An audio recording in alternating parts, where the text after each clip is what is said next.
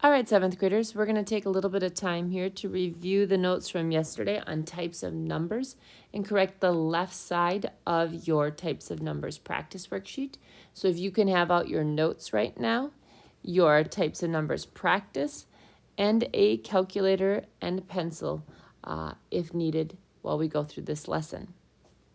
All right, so if we're taking a look, remember yesterday we talked about the types of numbers and how we have two types of numbers. We have rational numbers, which are numbers that can be written as fractions, and then we have irrational numbers, which are numbers that cannot be written as fractions. Within the rational numbers, there are sometimes other names that we can give numbers. Just like I can be Miss Wentland, Nicole, Mom, there are different names you can give numbers sometimes. Within the rational numbers, we have our whole numbers. Whole numbers are positive numbers with no decimals or fractions. Those are the numbers that you are used to seeing in most everyday life, especially beginning when you were younger. Now, whole numbers can also be called integers. That's why this whole number circle is inside the integer circle, because integers are really all these whole numbers plus their opposites. So they also have no fractions or decimals.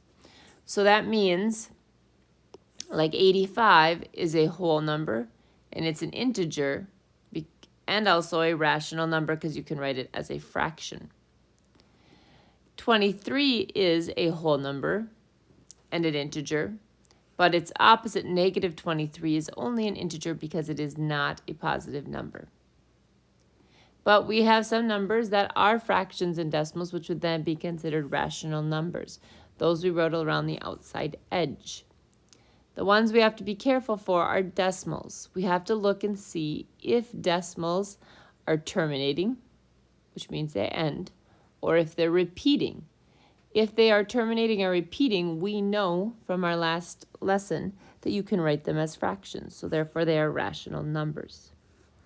Irrational numbers are going to be numbers like pi, decimals that go on without end and do not repeat, and often some square roots will be irrational numbers.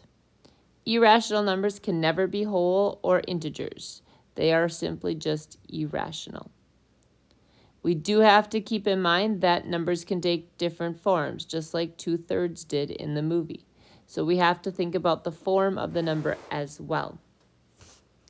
So, yesterday we talked about 1 and 2. Today we're going to start with number 3.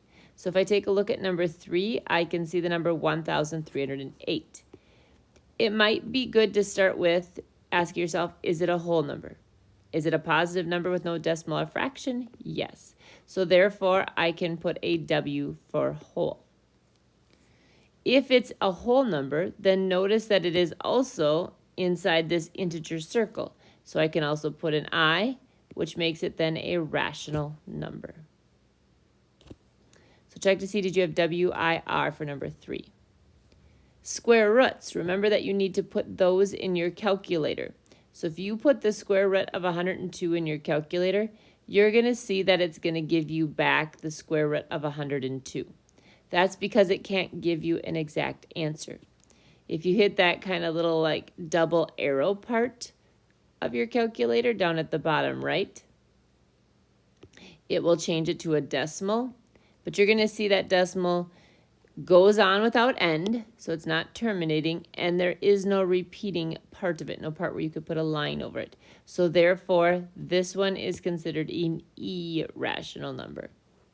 A really good hint is if you put in a square root and it gives you exactly the same thing back to you, it's an irrational number.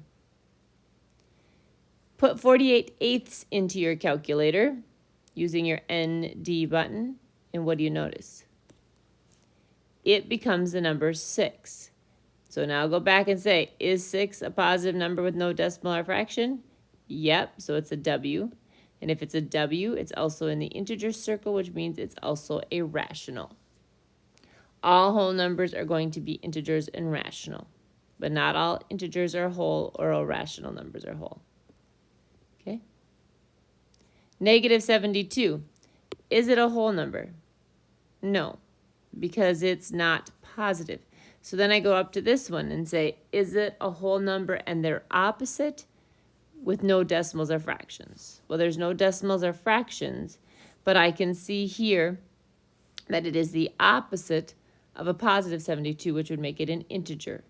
And if it's an integer, it's in the rational number box. Put the square root of 64 in your calculator. This time, you're going to see that the square root of 64 gives you the value of 8. So now you look at this and say, okay, what is 8 on here? If you said whole, integer, and rational, you would be correct. Where do you see 0 on our chart? Well, if I look at my notes, I can see it right here. Hopefully you wrote it on your notes too. And it is in the whole number circle, which means it's also an integer and also a rational. Okay. 2 more left. Take negative 28/7 and put that into your calculator using your ND key and see, does it simplify? Yes, it simplifies down to -4. So now I need to go back over here and decide, where does -4 fall? Yeah, look at that one. I have it in my notes here. -4 fell in the integer circle. And if it's in the integer circle, it's also in the rational number box. Notice that it's not whole because it's not positive. All right, last one, 16/32. Take 16 divided by 32, and what do you get? If you said you got 0.5, you would be correct.